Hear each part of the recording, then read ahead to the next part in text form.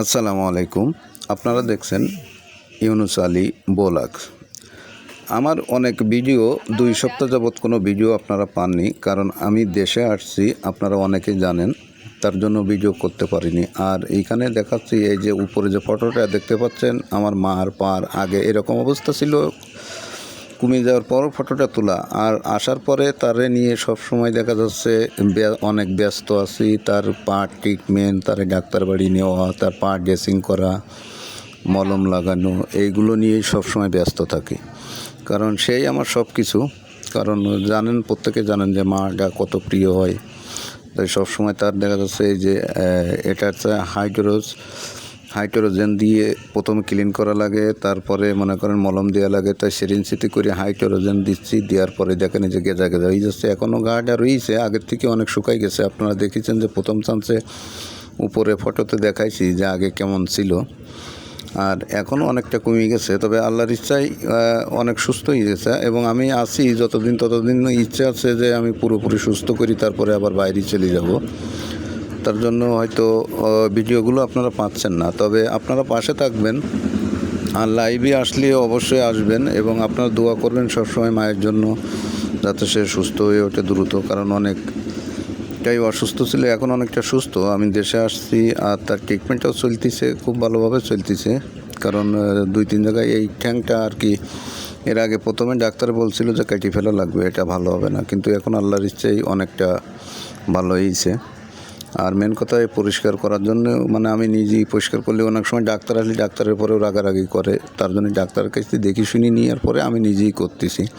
আমার সাথে রাগারাগিগুলো করে না, অনেকটা রাগি তাই সবসময় দেখা যাচ্ছে রাগ দেখাই এই বলতিস। তার ভিতরে মনে করেন যে অনেকটা চিৎকার পারে, আবার অনেক সময় রাগ করে, আমার পরে রাগ করি ওটা, কিন্তু না, আমি দেখেন আমার উরতের পরে তার পাটা নিয়ে সবসময় এইভাবে এই যে মলম দিচ্ছি। এটা হচ্ছে বায়োজিন জাতীয় বায়োজিন মলম, এটা দিতে পারে। আরও একটা মলম আছে, সেটা দিচ্ছি। 2-3টে মলম ব্যবহার করতে। আর মেডিসিনগুলো আছে, মেডিসিনগুলো পার্ট বাই পার্ট যেগুলো যে সময় খাওয়ার দরকার সেই সময় সেগুলো দেওয়া হয়, এবং সে খাতি থাকে।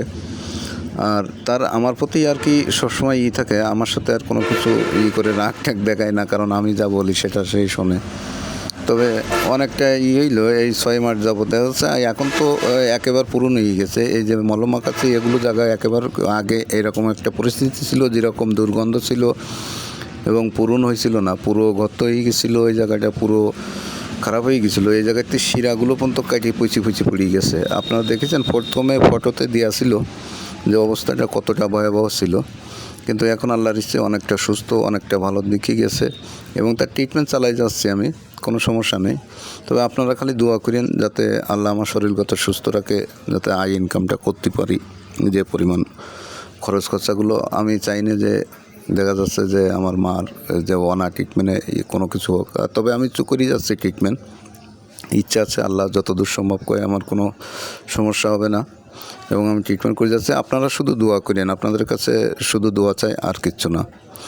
দোয়া করেন। এখন তো সুস্থ হয়েই গেছে, আর হয়তো 1-2 মাসের ভিতরে হয়তো গাটাও শেষ হয়ে যাবে, কারণ যেহেতু তার ডায়াবেটিস, তো প্রচণ্ড ডায়াবেটিস বেশি, তার জন্য একটু সমস্যা।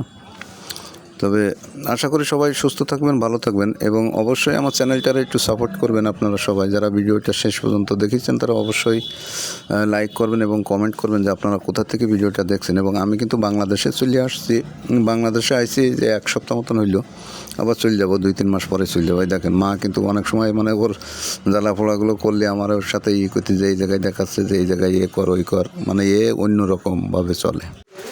আর আপনারা কে কে মাকে এরকম ভালোবাসেন সেটা অবশ্যই কমেন্ট করে জানাবেন, এবং ফ্যামিলির এইরকম সিচুয়েশনে কেউ পড়েছেন কি না, যে ফ্যামিলির কাউকে এইভাবে আপনারা কেউ ট্রিটমেন্ট করেছেন কি না সেটাও অবশ্যই জানাবেন, এবং সেটা কাকে করেছেন সেটাও জানাবেন।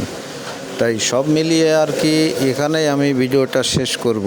সবাই দোয়া করবেন শুধু আমার জন্য এবং আমার ফ্যামিলির জন্য, এতটুকু দোয়া করবেন যাতে সব কিছু মিলিয়ে ফ্যামিলিটা নিয়েই সুস্থভাবে ভালোভাবে থাকতে পারি। আর আপনাদের প্রতিও আমার ভালোবাসা রইল। এখানেই ভিডিওটা শেষ করব। সবাই সুস্থ থাকুন, ভালো থাকুন, আল্লাহ হাফেজ।